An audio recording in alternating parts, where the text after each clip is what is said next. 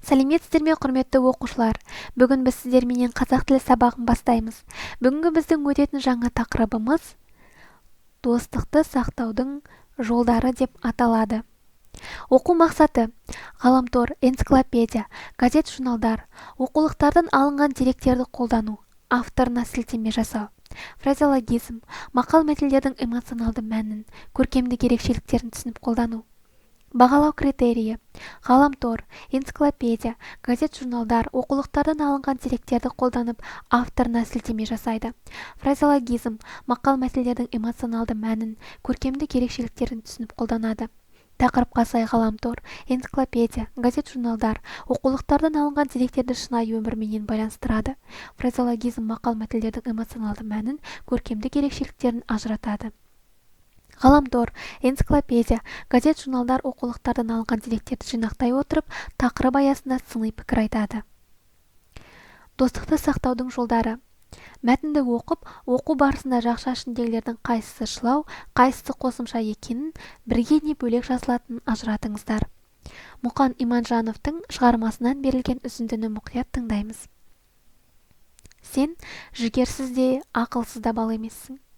Мойның алсаң бәрі де қолыңнан келеді. Оған мен сенемін. Бұдан былай маған көз жасыңды көрсетуші болма. Жалынып шыққан көз жасы жасықтықтың белгісі. Жасықтық пен әлсіздік жүрген жерде толқымалы тайғақ ойға да орын көп. Ағат кеттің бе? Жасырма. Шыныңды айт. Сонда оңасың. Кері кетпей ілгері басасың. Өзіңе де, достарыңа да пайда келтіресің. Иә, солай. Маған мұң шағып жылама да, кешірім де сұрама, уәде де берме. Қатеңді іспен жөнде, жолдасыңмен табыс. Мұғалімің айтқандай кешірімді содан сұра. Міне осыған келісейік. Ал қазір төсегіңе бар да ұйықта. Есенбек сөз таластыруды, бір айтылған пікірді қайталауды қаламайтын.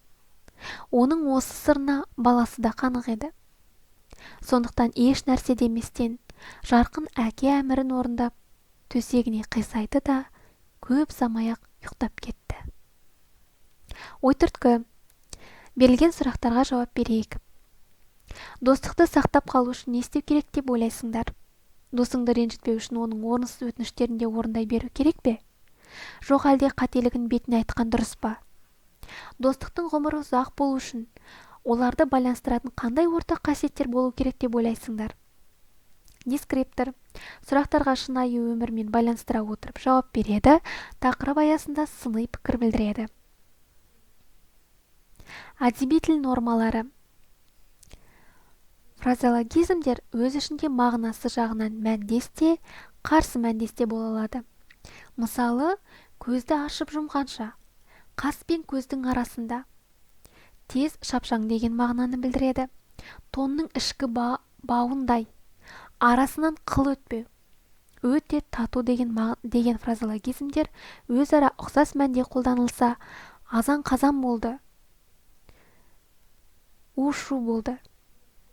Құлаққа ұрған танадай, тыныш. Кірпік қақпады, ұйықтамады, мызғып алды, көз шырымын алды, ұйықтады. Арасынан қыл өтпеу, тату, ит пен мысықтай, өш деп қарсы мәнде де қолданылады. Кім көп табады? Фразеологиялық амоним, антоним, синонимдерді тауып, көп нүктенің орнына қойып жазыңыздар. Дескриптор фразеологиялық амоним, антоним, синонимдерді ажыратады, мағынасын ажыратады. Келесі жазылым тапсырмасы: ізденімдік тапсырма. Достық пен қастық туралы фразеологизмдер жинап, мәндес және қарсы мәндес фразеологизмдерді топтастырыңыздар. Дескриптор достық пен қастық туралы фразеологизмдерді табады, мәндес және қарсы мәндес фразеологизмдерді топтастырады.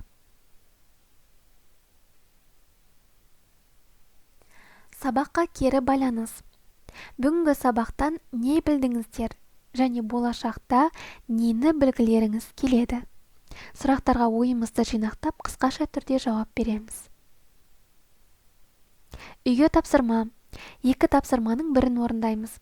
Фразеологизмдерді қатыстыра отырып, артық болмас білгенің айдарында берілген мәтін бойынша дара тұлғалар арасындағы достықты 2-3 сөйлеммен тұжырымдап жазыңыздар.